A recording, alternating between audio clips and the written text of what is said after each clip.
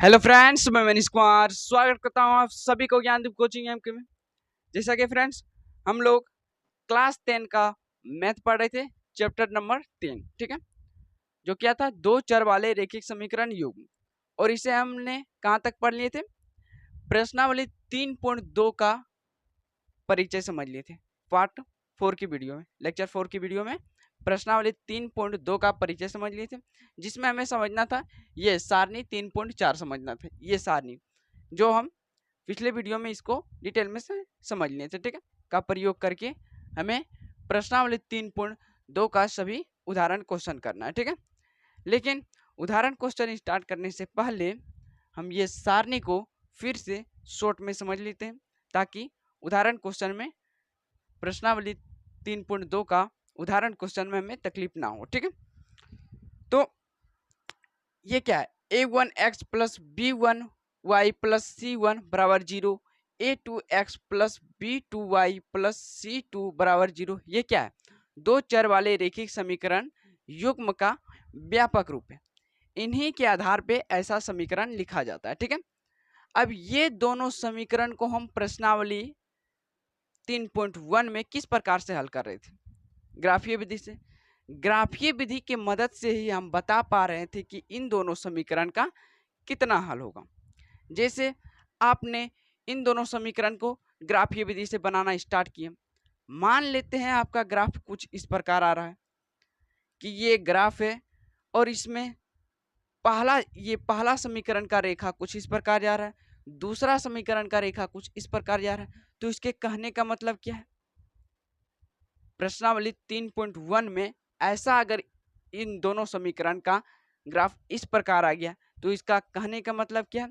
इसका कहने का मतलब एक ही है कि ये दोनों रेखा ग्राफ में एक बार प्रतिच्छेद हो रहा है, यानी इन दोनों समीकरण का रेखा ग्राफ में एक बार प्रतिच्छेद हो रहा है। प्रतिच्छेद मतलब एक बार कट रहा है। तो इसका मतलब क्या? इन दोनों समीकरण का एक हल होगा। कितना हल होगा? एक हल है इन दोनों समीकरण। लेकिन हम ऐसा एज्यूम करके चल रहे हैं, ऐसा भी तो हो सकता है कि इन दोनों समीकरण का रेखा ग्राफ में संपाती है। संपाती मतलब कहने का क्या?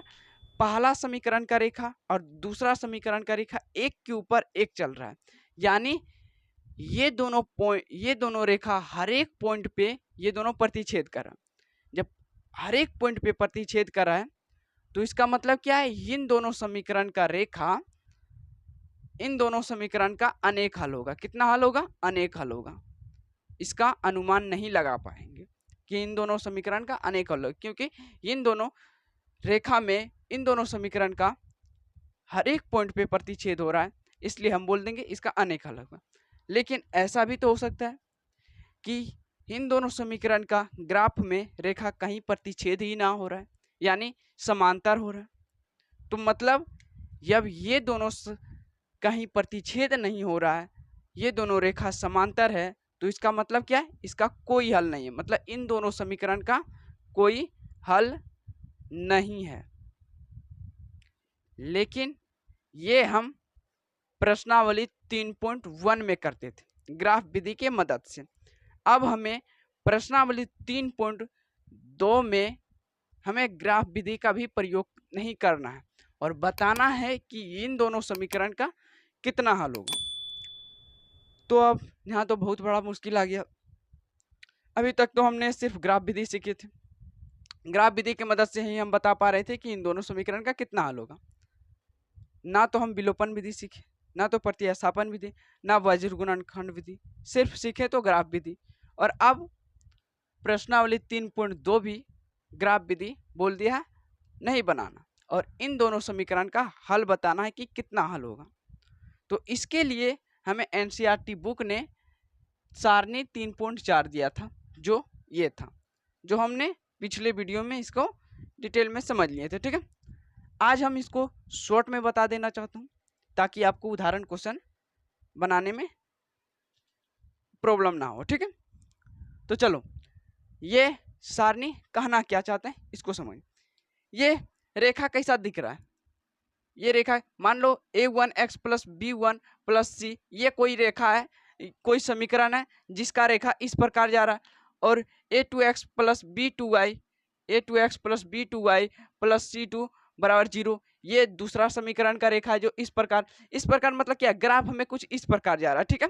ग्राफ में कुछ इस प्रकार जा रहा है कि एक ही बार प्रतिच्छेद हो रहा है, तो इसका मतलब क्या है, ये प्रतिच्छेदी रेखा है। जब ये प्रतिच्छेदी रेखा है तो ग्राफ में एक बार ही ये प्रतिच्छेद हो रहा है, तो अद्वितीय हल होगा। अद्वितीय हल का मतलब क्या है, एक हल होगा, एक ही हल का दूसरा नाम है अद्वितीय। और जब देख पा रहे हैं कि इसमें एक हल निकल रहा है तो इसका निकाय कैसा होगा, संगत निकाय होगा। जब भी हल निकलेगा तो संगत निकाय होगा। और इसका सूत्र क्या है, एक हल का सूत्र क्या है, एक हल का सूत्र क्या है, a1 बटे a2 not equal to b1 बटे b2, यानी a1 बटे a2 बराबर नहीं होगा b1 बटे b2 के। समझ में आए। उसी प्रकार ये मतलब ये दोनों समीकरण है, मतलब कोई भी प्रकार का दो समीकरण होगा जिसका ग्राफ में रेखा कुछ इस प्रकार मतलब संपाती जा रहा है, एक के ऊपर एक। देख पा रहे होंगे कि एक के ऊपर एक जा रहा है, यानी संपाती है। संपाती कहने का मतलब क्या है, अनंत हल होगा, ठीक है। तो ये संपाती रेखा है, अनंत हल होगा, इसी का दूसरा नाम है संपाती हल, ठीक है। और जब इसमें देख पा रहे हैं कि इन दोनों समीकरण का मतलब कोई भी समीकरण होगा, इन दोनों समीकरण का हल निकल रहा है, कितना हल निकल रहा है, अनंत हल निकल रहा है, तो इसका निकाय कैसा होगा, संगत निकाय होगा। कैसा निकाय होगा, संगत। यहाँ भी देखिए एक हल निकल रहा था तो इसका भी निकाय हो गया संगत। यहाँ अनंत हल निकल रहा है तो इसका भी निकाय होगा संगत। और इसका सूत्र क्या होता है, a1 बटे a2 बराबर b1 बटे b2 बराबर c1 बटे c2, मतलब तीनों के तीनों बराबर होगा, ठीक है। अब तीसरा समझते, इसका उदाहरण भी हमने करवा लिए थे, लेकिन एक छोटा सा एग्जाम्पल यही ले लेते हैं जो अभी इसको समझाने के बाद करेंगे, ठीक है। इन दोनों का मतलब कहने का क्या है, इन दोनों रेखा कैसा है, समांतर है। समांतर कहने का मतलब कुछ इस प्रकार है ग्राफ में, कुछ इस प्रकार है ग्राफ में, यानी रेखा क्या है, समांतर है, कोई हल नहीं होगा। जब समांतर है तो ये दोनों रेखा ग्राफ में कभी प्रतिच्छेद नहीं होगा, इसलिए इसका कोई हल नहीं होगा। और जब कोई हल नहीं होगा तो निकाय कैसा होगा, निकाय असंगत होगा। देख सकते हैं इसमें एक हल निकल रहा था ग्राफ में, मतलब ग्राफ प्रतिच्छेद हो रहा है एक बार रेखा, तो इसका मतलब एक हल होगा, तो ये संगत है। इसमें अनंत हल निकल रहा था, ये भी संगत होगी। लेकिन इसमें हल ही निकल रहा है तो ये असंगत होगा। इसका सूत्र क्या होता है, a1 बटे a2 बराबर b1 बटे b2 not equal to c1 बटे c2, ठीक है। अब इसका एक एग्जाम्पल ले लेते हैं, फॉर एग्जाम्पल यही लेते हैं, ठीक है। जैसे इसको मिटा देते हैं।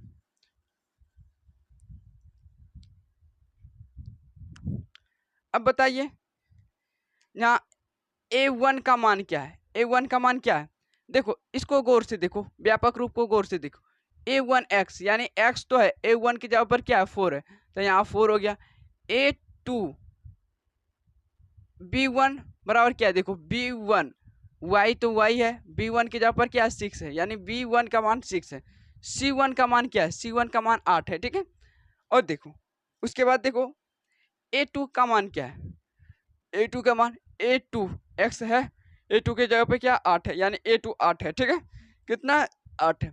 b2 कितना है, 18 है। c2 कितना है, 24 है, ठीक है। अब इन सारणी के मदद से आप देख सकते हैं कि a1 बटे a2, यहाँ भी देख सकते हैं a1 बटे a2, a1 बटे a2, इसके मतलब क्या है, हमें a1 बटे a2 में भागा देना है, ठीक है। जिसे हम यहाँ देते हैं a1 बटे a2, क्या है, a1 का मान क्या है 4 बटे a2 का मान क्या 8, काटेंगे कितना बार में, 1 बटे 2, ठीक है। उसी प्रकार b1 बटे b2, b1 बटे b2, b1 बटे b2, ये सारणी साफ साफ कह रहे हैं कि a1 बटे a2 से भागा दीजिए, b1 बटे b2 से भागा दीजिए, c1 बटे c2 के से भागा दीजिए, ठीक है। तो a1 बटे a2 का मान क्या है, 1 बटा 2। उसी प्रकार b1 बटे b2 से भागा देने पर क्या आता है, यहाँ 6 बटे 18, क्या रहा 1 बटा 3। तो आप देख पा रहे होंगे कि a1 बटे a2 नॉट इक्वल टू है b1 बटे b2, क्यों है, क्योंकि इसका मान 1 बटा 2 आ रहा है, इसका मान 1 बटा 3 आ रहा है। जब ये दोनों बराबर ही नहीं हो रहा है तो आगे वाला c1 बटे c2 करने का कोई मतलब नहीं है, ठीक है। तो आप देख सकते हैं ये a1 बटे a2 not equal to b1 बटे b2, ये किस पर जा रहा है, किस कंडीशन में जा रहा है, कंडीशन नंबर ये में जा रहा है। तो इसका मतलब क्या है, तो इसका मतलब क्या है, जब कंडीशन इस प्रकार जा रहा है तो ऊपर देख, रेखा कैसा होगा, प्रतिच्छेदी होगा। मतलब ग्राफ में इन दोनों समीकरण का रेखा कैसा होगा, प्रतिच्छेदी होगा। रेखा कैसा होगा, प्रतिच्छेदी, प्रतिच्छेदी रेखा होगा, प्रतिच्छेदी रेखा होगा। और जब प्रतिच्छेदी होगा तो कितना हल होगा, एक हल, या इसी को बोलते हैं अद्वितीय हल, एक हल लिख देते हैं, एक हल। और जब इसमें हल है तो निकाय कैसा होगा, संगत होगा, संगत निकाय होगा, निकाय होगा। समझ में आया, संगत निकाय होगा। और इसका सूत्र ये है। अब थोड़ा प्रश्नावली 3.1 और प्रश्नावली 3.2 में डिफरेंस देखते हैं। जैसे हमने ये दोनों समीकरण को ग्राफ विधि से अगर बनाते हैं तो 2.5 से 2 पेज लग जाता है, 2.5 से 2 पेज लगते हैं। लेकिन अगर ये सारणी के मदद से हम बनाते हैं तो ये कुछ ही लाइन में बन जाता है, कुछ ही लाइन में ये बन जाता है। और हमें पता भी चल जाता है कि ग्राफ में इन दोनों समीकरण का रेखा किस प्रकार जा रहा है। तो हमें यहाँ पता चल रहा है कि ये दोनों रेखा ग्राफ में प्रतिच्छेदी होगा, प्रतिच्छेदी होने के मतलब इसका एक ही हल होगा। और ये निकाय कैसा होगा, संगत निकाय होगा। ये तो इस कंडीशन का था। अब अगर इस कंडीशन की बात करते हैं तो हमने थोड़ा सा ये वाला सिर्फ चेंज कर देते हैं, मतलब समीकरण को चेंज कर देते हैं। उसके बाद देखते हैं, जैसे यहाँ दे देते हैं हम 12, यहाँ देते हैं हम 16। तो आप देखो कहने का मतलब A1 का मान तो यही है, B1 का मान तो यही, C1 का मान तो यही, A2 का मान तो 8 है, B2 के जगह पर हमने कर दिए 12, C2 के जगह पर हम क्या कर दिए 16। अब हमें भागा देना है A2 बाय A1 बटे A2 से भागा देना है। A1 का मान था 4 बटे A2 का मान क्या था 8, इसमें भागा दिए 1/2 आया। ठीक है, B1 का मान था 6, B2 का मान सिर्फ कर दिए हम 12, तो भागा देंगे कितना आएगा A2 बटा 1/2 आया। उसी प्रकार इधर कर देते हैं, C1 बटे C2 से भागा देंगे कितना है 8 बटे 16, कितना आ रहा है 1/2। तो आप देख पा रहे होंगे यहाँ, इसको मिटा देते हैं, कि ये दोनों A1 बटे A2 बराबर B1 बटे B2 बराबर C1 बटे C2 तीनों का तीनों बराबर है। क्यों बराबर है, क्योंकि A1 बटे A2 का मान है 1/2, उसी प्रकार B1 बटे B2 का मान है 1/2, उसी प्रकार C1 बटे C2 का मान है 1/2। जब ये तीनों बराबर है तो ये कंडीशन किस में जा रहा है, ये देखो इस कंडीशन में आ रहा है। तो इसके कहने का मतलब क्या है, ग्राफ में ये दोनों समीकरण का रेखा ग्राफ में संपाती जा रहा, मतलब एक के ऊपर एक जा रहा, इस कंडीशन की बात हो रहा है। ठीक है, तो रेखा कैसा होगा, संपाती होगा। तो हम यहाँ लिख देते हैं संपाती रेखा होगा। जब ये संपाती रेखा होगा तो इसमें कितना हल होगा, अनेक हल होगा, अनेक हल, इसी को बोलते हैं संपाती हल, अनेक हल। और जब इसमें हल निकल रहा है तो ये क्या हो जाएगा, संगत निकाय हो जाएगा, संगत निकाय हो जाएगा। कैसा निकाय हो जाएगा, संगत निकाय हो जाएगा। देखो कुछ ही लाइन में ये क्वेश्चन हल हो गया। जबकि इसे हम ग्राफ विधि से बनाते तो टाइम भी जाता, 2.5 से 2 पेज भी लगता, लेकिन ये सारणी की मदद से तुरंत बन गया। उसी प्रकार अगर ये आप समीकरण को और चेंज करते हैं तो इस रूप में भी आ जाता है। जैसे कि हम इसको भी चेंज कर ही देते हैं, इसको मिटा देते हैं। अगर हम इसको C2 की जगह पर हम कर दें 24, तो इसका मतलब क्या है, यहाँ सिर्फ 24 कर देते, तो इसका मतलब क्या है, A1 बटे A2 से भागा देंगे कितना 4/8 आएगा 1/2। ठीक है, उसी प्रकार B1 बटे B2 से भागा देंगे कितना आएगा 6/12, क्या आ रहा है 1/2 आ रहा है। उसी प्रकार C1 बटे C2 से भागा देंगे कितना 8/24, कितना आएगा 1/3। तो आप देख सकते हैं A1 बटे A2 बराबर है B1 बटे B2 नहीं है C1 बटे C2, मतलब इसका 1/2 आ रहा है, इसका भी 1/2 आ रहा है, इसका आ रहा है 1/3। ये दोनों तो बराबर है लेकिन ये बराबर नहीं। किस कंडीशन में चल रहा है, ये कंडीशन में आ गया। तो ये कंडीशन में आ गया तो ये दोनों समीकरण का रेखा ग्राफ में किस प्रकार जा रहा है, ऊपर देखो समांतर जाता होगा। तो यहाँ लिख देंगे समांतर रेखा। कैसा रेखा होगा? समांतर रेखा होगा। और जब समांतर रेखा होगा तो हल कितना होगा? कोई हल नहीं होगा, कोई हल नहीं। और जब कोई हल नहीं होगा तो निकाय कैसा होगा? असंगत होगा। कैसा निकाय होगा? असंगत निकाय होगा। कुछ इस प्रकार का क्वेश्चन प्रश्नावली 3.2 में हमें देखने को मिलेगा। ठीक है, अब इन्हीं के आधार पे हम प्रश्नावली 3.2 का सभी उदाहरण क्वेश्चन देखते हैं। ठीक है, तो आइए। हाँ, तो चलिए प्रश्नावली 3.2 का उदाहरण नंबर स्टार्ट हो रहा है। ठीक है, उदाहरण नंबर 4 से उदाहरण 5 है। इसमें कुल 6 उदाहरण है जो हमने प्रश्नावली 3.1 में ही उदाहरण नंबर 1 से 3 तक कर लिए थे। ठीक है, और प्रश्नावली 3.2 में उदाहरण नंबर 4 से उदाहरण नंबर 6 तक है। ठीक है, देखो उदाहरण नंबर 4 इधर उतार दी, उदाहरण नंबर 5 इधर। अब देखो इसमें एक खास बात है, इसमें प्रश्नावली 3.1 का भी प्रयोग होगा और प्रश्नावली 3.2 का भी प्रयोग होगा। अब कैसे होगा?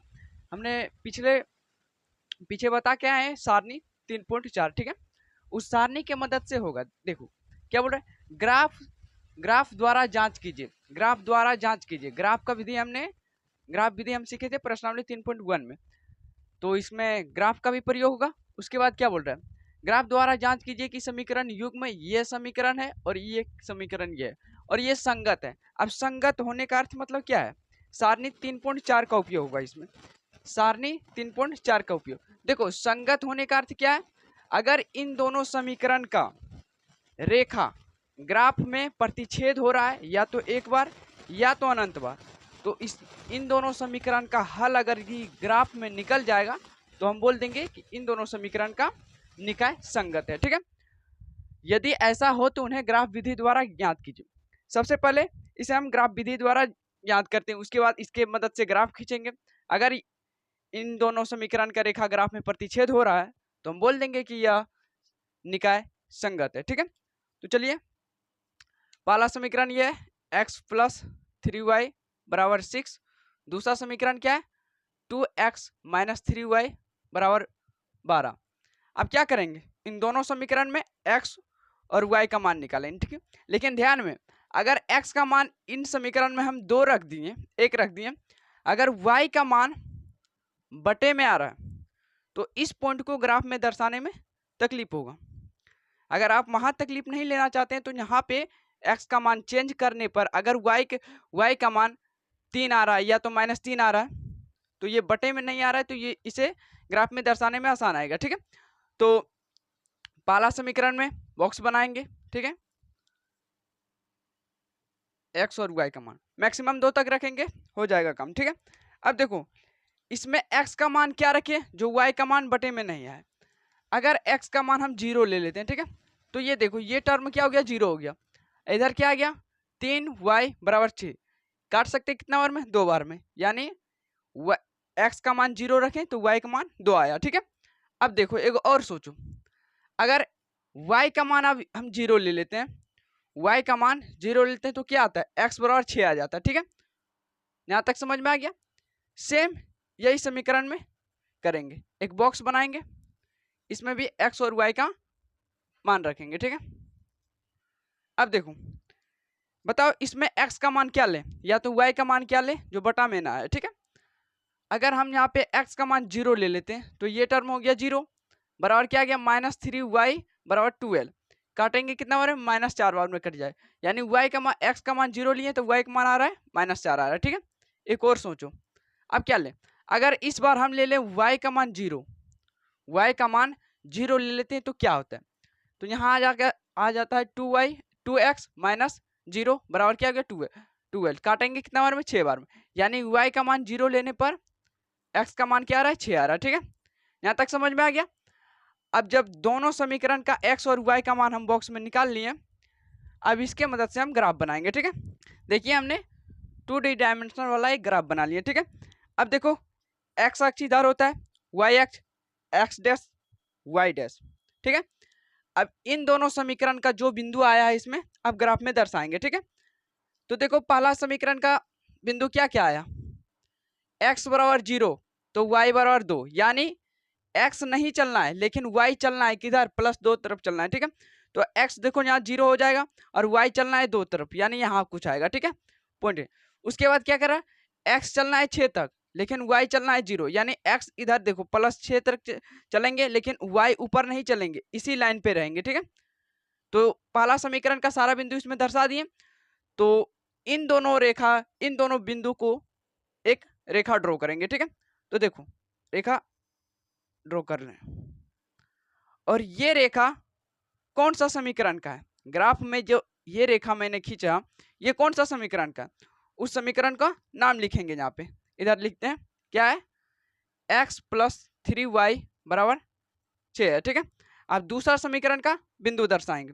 दूसरा समीकरण का बिंदु क्या है, x = 0 लेकिन y चलना है -4 तरफ, x 0 लेकिन y चलना है -4, यानी कुछ इस पॉइंट पे आएगा, ठीक है। दूसरा क्या बोल रहा है, x चलना है 6 तक, +6 तक, ठीक है, +6 तक, लेकिन y चलना है 0, यानी कुछ इसी पॉइंट पे आएगा, ठीक है। अब दूसरा समीकरण का भी रेखा इसमें ड्रॉ करेंगे, ड्रॉ कर दिए।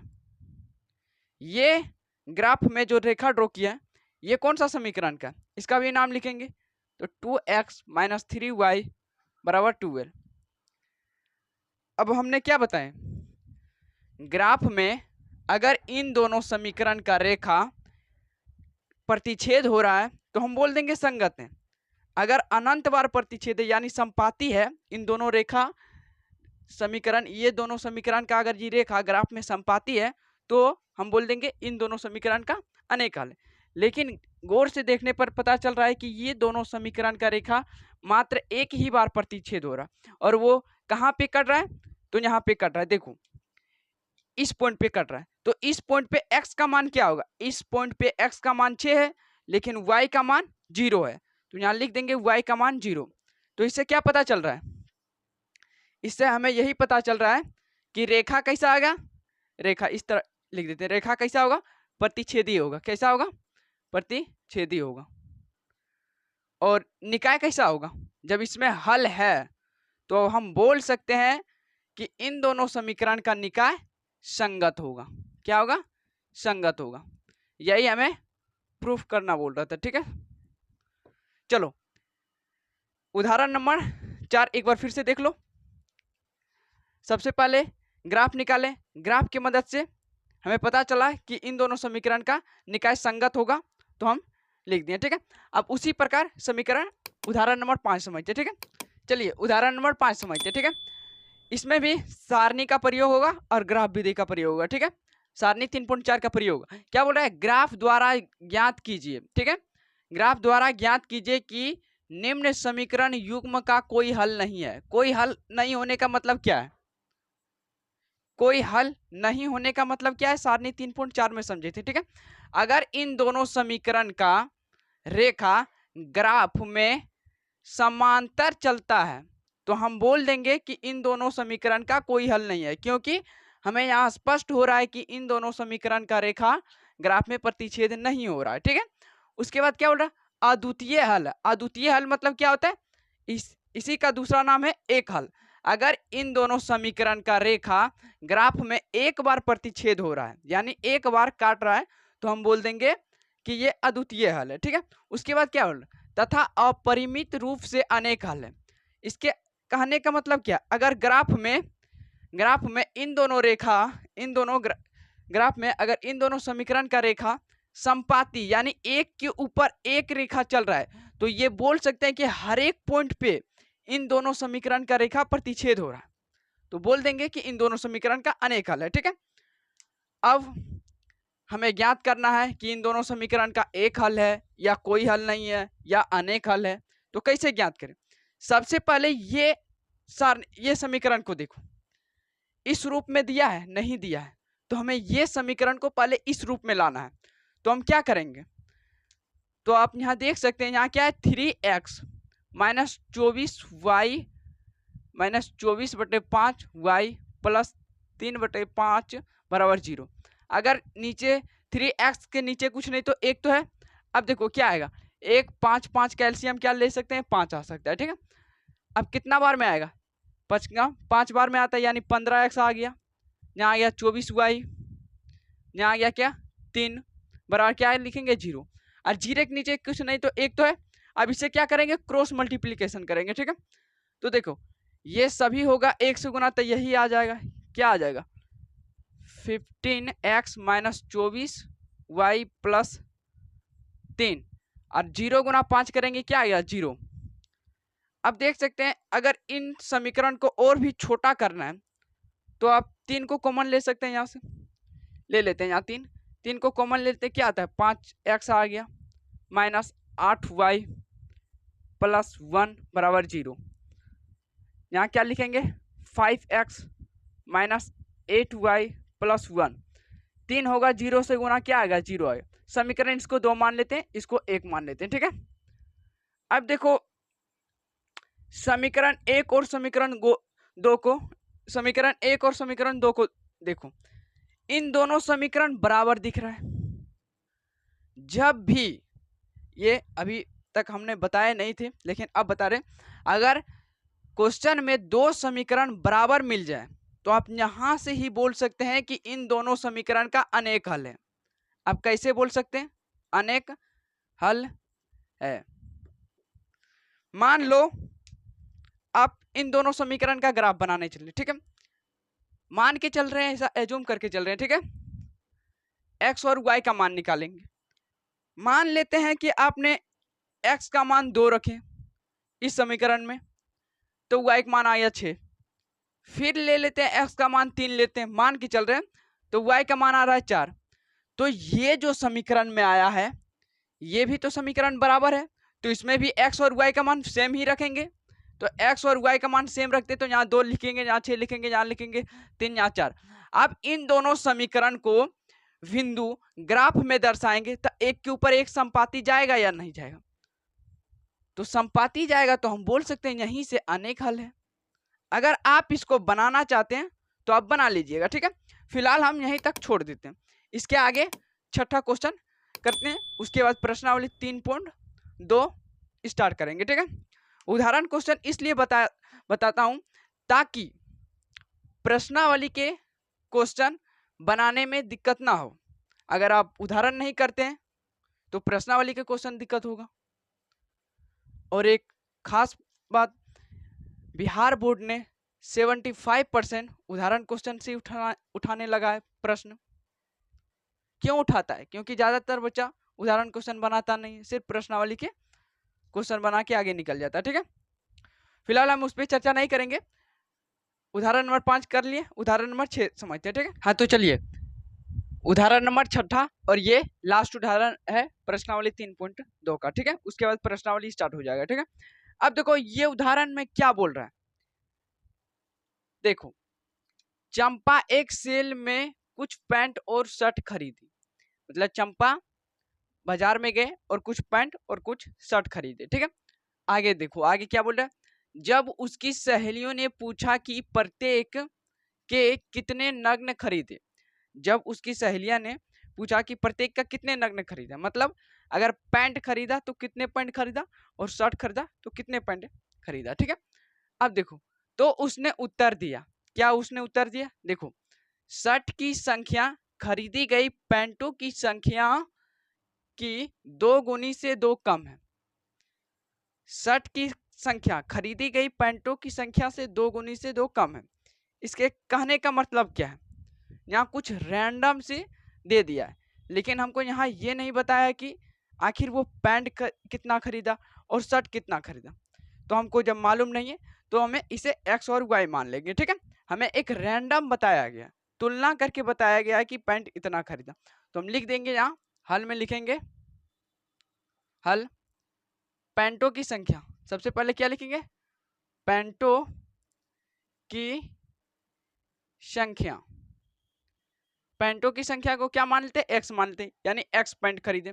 उसके बाद क्या है, शर्ट की संख्या, शर्ट की संख्या, शर्ट की संख्या को हम क्या मान लेते हैं, y मान लेते हैं, ठीक है।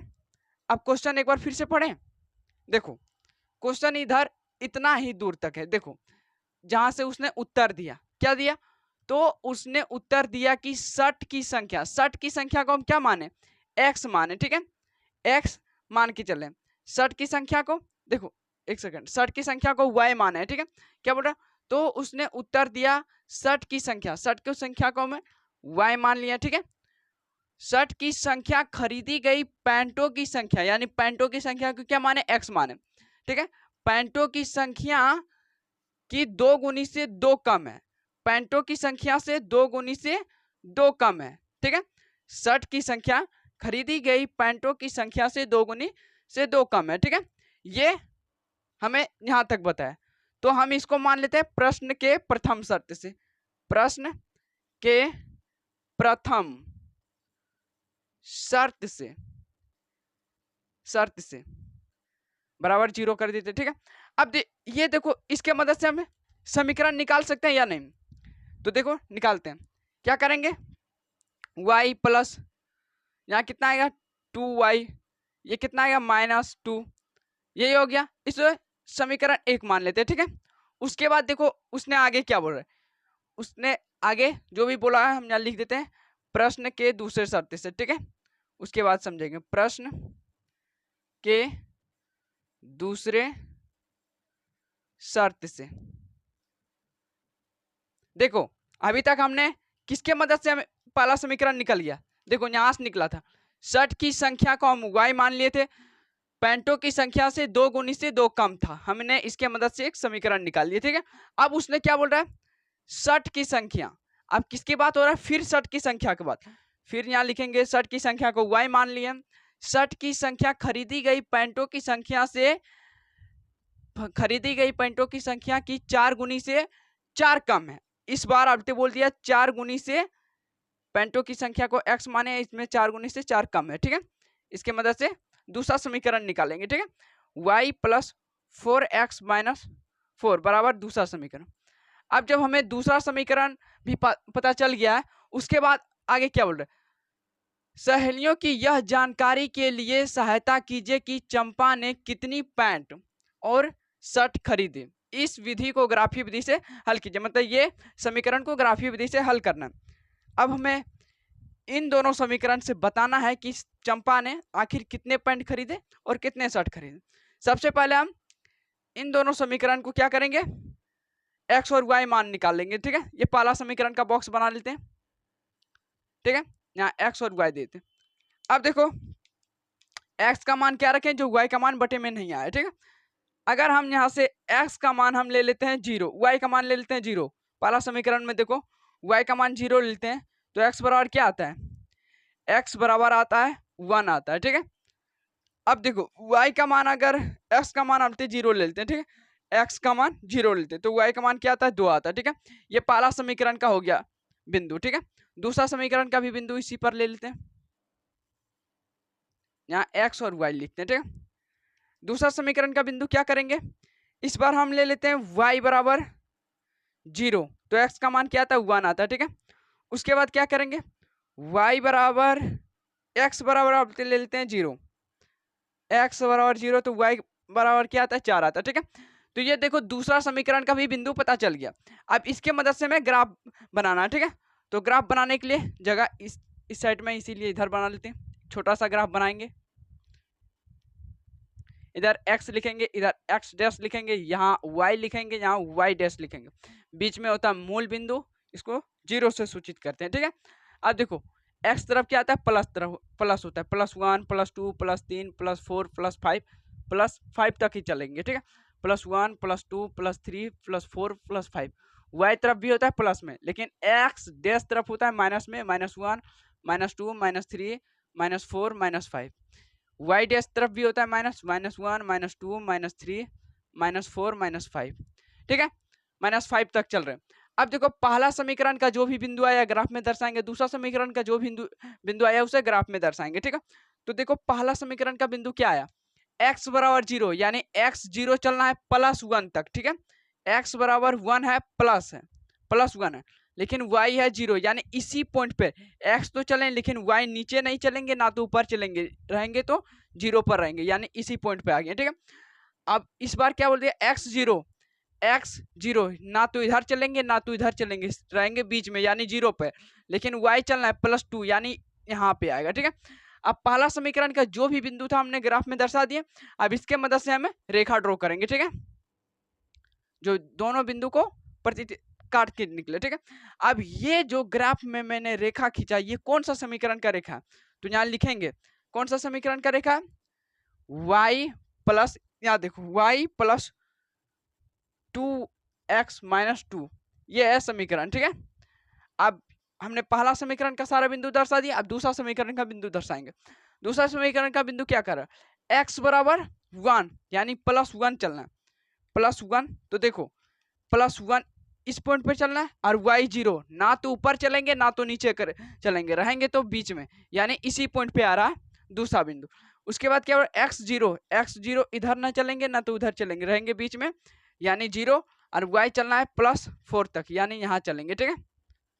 तो दूसरा समीकरण का सारा बिंदु दर्शा दिए, तो इसके मदद से भी ग्राफ ड्रॉ करेंगे।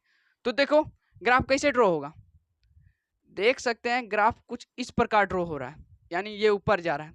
ये कौन सा समीकरण का ग्राफ है, ये जो रेखा है ग्राफ में गया, ये कौन सा समीकरण का है, तो यहाँ लिख देंगे y प्लस 4x माइनस 4 बराबर 0। ये दोनों रेखा ग्राफ में एक बार प्रतिच्छेद हो रहा है, एक बार प्रतिच्छेद हो रहा है, तो यहाँ से हमें x और y का मान पता चल जाएगा, x और y का मान। तो आप यहाँ देख सकते हैं इस पॉइंट पे ये दोनों रेखा प्रतिच्छेद कर रहा है, तो इस पॉइंट पे x का मान क्या है, 1 है, और y का मान क्या है, 0 है।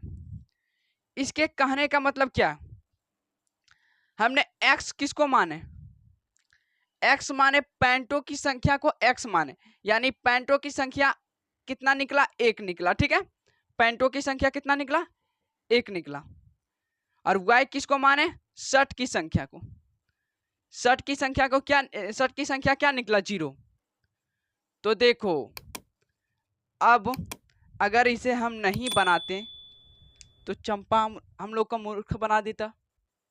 क्यों मूर्ख बना देता, क्योंकि चंपा कुछ ऐसा सोचकर हमें बताया, कुछ ऐसा रैंडम सोचकर बताया कि पैंटों की संख्या 1 ही हो लेकिन शर्ट का संख्या 0 हो। उसने कुछ इस प्रकार का रैंडम बना के बताया। अगर नहीं बनाते तो हमें लगता कि शायद चंपा पैंट भी खरीदा और शर्ट भी खरीदा, लेकिन बनाने के बाद निकल रहा है कि चंपा एक ही पैंट खरीदा और शर्ट तो खरीदा ही नहीं। तो यहां से हम बोल सकते हैं कि चंपा के पास थोड़ा दिमाग था जो उसने रैंडम से बना के हमको दिया, ठीक है।